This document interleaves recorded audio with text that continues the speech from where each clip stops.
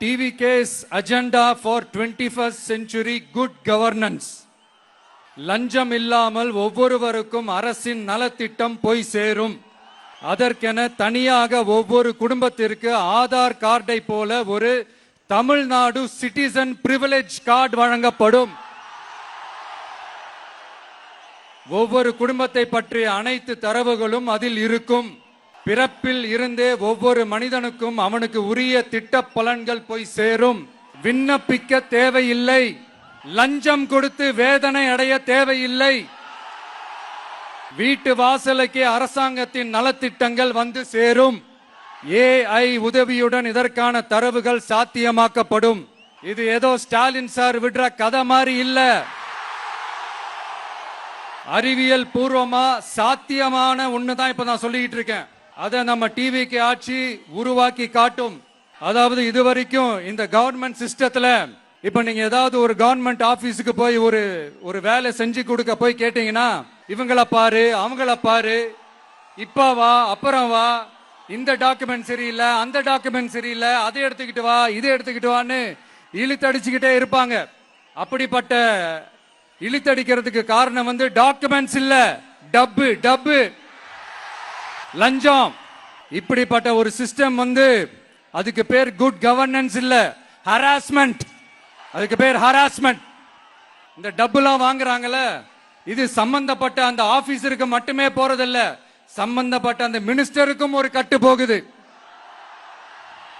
அதனால முதல்ல இத க்ளோஸ் பண்ணணும், இத முறியடிக்கணும். அடுத்தது, நமது அரசு அமைந்த 6 மாதங்களுக்குள் தமிழ்நாடு சேவை உரிமை சட்டம் ரைட்ஸ் டு சர்வீஸ் ஆக்ட் நிறைவேற்றப்படும். வெற்றி தமிழ்நாடு சூப்பர் ஆப் அப்படின்னு ஒன்னு உருவாக்கப்படும். அதுல driving licence, ration card, birth certificate, scheme tracking, complaint filing வரை அனைத்தும் உங்கள் உள்ளங்கையிலேயே உங்கள் மொபைலிலேயே இருக்கும். இதில் எந்த சேவை தாமதமானாலும் அந்த அதிகாரி மீது நடவடிக்கை எடுக்கப்படும். மீண்டும் சொல்றேன், இடைத்தரகர் என்று எவரும் இல்லை, எவ்வித லஞ்சமும் இல்லை. அடுத்தது, Tamil Nadu real time governance dashboard for accountable governance. இன்று தமிழ்நாடு அரசின் பட்ஜெட் வெறும் ஆவணமாக மட்டுமே நமக்கு தெரியும். அதில் ஒவ்வொரு திட்டத்திற்காகவும் ஒதுக்கப்படும் நிதி எங்கே சென்று சேருகிறது, யாரை சென்று சேர்கிறது, அதை பத்தி எதுவுமே நமக்கு தெரியாது. அது ஒரு சிதம்பரம் ரகசியம் போல ஸ்டாலின் சார் ரகசியமாகவே இருக்குது. ஆனா நாம அதை மாற்றுவோம். அடுத்தது, சிட்டிசன் as பார்ட்னர்ஸ் இன் கவர்னன்ஸ். நமது அரசியல் பொதுமக்கள் வெறும் வாக்காளர்களாக மட்டும் இருக்க தேவையில்லை, மாறாக பொதுமக்கள் அனைவரும் அரசின் பங்காளர்களாக இருப்பார்கள். மை வெற்றி தமிழ்நாடு .in என்ற இணையதளம் ஒன்று உருவாக்கப்படும்.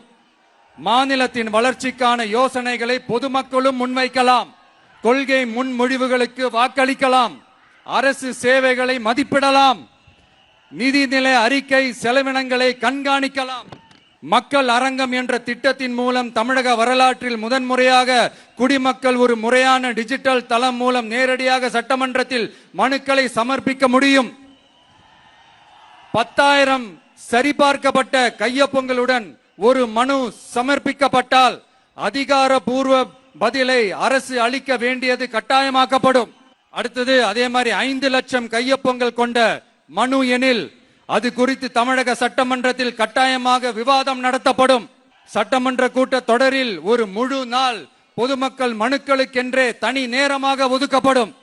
அடுத்தது, தமிழ்நாடு இந்தியாவின் செயற்கை நுண்ணறிவு மற்றும் டிஜிட்டல் தலைநகராக மாறும். AI and Digital Capital of India. 2035ஆம் ஆண்டுக்குள் செயற்கை நுண்ணறிவு இந்தியாவின் பொருளாதாரத்திற்கு 1.7 டிரில்லியன் அமெரிக்க டாலர் வரை சேர்க்கும் என்று மதிப்பிடப்பட்டுள்ளது. நமது பொறியியல் திறமையுடனும் நமது புலம்பெயர்ந்த சமூகத்துடனும் இந்த பொருளாதாரத்தை தனதாக்கிக் கொள்ளும் தனித்துவமான நிலையில் தமிழ்நாடு உள்ளது. ஆனால் இதை உலகளாவிய அளவில் நம்மை நேசிக்கும் தமிழர்கள் பலர் உள்ளதால் அவர்கள் துணையுடன் நமது செயல்பட்டால் மட்டுமே இது சாத்தியமாகும். தமிழ்நாட்டின் முதல் செயற்கை நுண்ணறிவு பல்கலைக்கழகத்தை ஏற்படுத்தி உலகளாவிய தொழில்நுட்ப நிறுவனங்கள் ஆராய்ச்சி ஆய்வகங்கள் மற்றும் புதுமையாளர்களை ஈர்க்கும் வகையில் செயற்கை நுண்ணறிவுக்கான உலகளாவிய மையமான AICTI டிவிகே அரசு உருவாக்கும் முயற்சியில் நமது அரசு ஈடுபடும். மதுரை, கோயம்புத்தூர், சேலம் மற்றும் திருச்சியில் 1000 டீப் டெக் புத்தொழில் நிறுவனங்களுக்கு ஆதரவளிக்கும் வகையில் செயற்கை நுண்ணறிவு புத்தாக்க மையங்கள் அமைக்கப்படும். இதற்காக நமது டிவிகே அரசு இந்தியாவின் முதல் செயற்கை நுண்ணறிவு அமைச்சகத்தை மினிஸ்ட்ரி ஆஃப் ஆர்டிபிஷியல் இன்டெலிஜென்ஸ் உருவாக்கும். கடைசியாக தமிழ்நாட்டை நிதி ரீதியாக இறையாண்மை, தன்னிறைவு மற்றும் செழிப்புள்ள நாடாக மாற்றுதல். தமிழ்நாட்டுக்கு வருவாய் நன்றாக வருகிறது, ஆனால் அதைவிட அதிகமாக செலவிடப்படுகிறது. நமது மாநிலத்தின் கடன் 10.5 லட்சம் கோடியாக தாண்டியுள்ளது. கடந்த 70 ஆண்டுகளில் நாம் வாங்கியதை விட இந்த 5 ஆண்டுகளில் அதிகமாக கடன் வாங்கப்பட்டுள்ளது. நாம் இப்படியே தொடர்ந்து செல்ல முடியாது. வட்டிக்கு செலவிடப்படும் ஒவ்வொரு ரூபாயும் நம் பிள்ளையின் கல்வி, நம் குடும்பத்தின் மருத்துவம், நமது கிராம சாலை ஆகியவற்றில் இருந்து திருடப்பட்ட ஒரு ரூபாய்க்கு சமம். தமிழ்நாட்டை ஆண்ட ஒவ்வொரு கட்சியும் நம்மிடம் எங்களால் இதை சமாளிக்க முடியவில்லை என்றுதான் கூறியுள்ளது.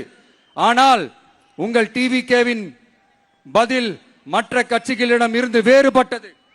தமிழ்நாடு அரசால் தன் மக்களுக்கு சேவை செய்ய முடியாது என்பதை நாங்கள் ஏற்றுக்கொள்ள மாட்டோம். மக்களிடமிருந்து வரியாக ஒரு ரூபாய் கூட கூடுதலாக பெறாமல் அதிக வருவாய் ஈட்டி முறையாகவும் குறைவாகவும் செலவிட்டு முற்றிலும் புதிய வருவாய் வரும் வழிகளை உருவாக்குவதே நமது இலக்காகவும் பதிலாகவும் இருக்கும்.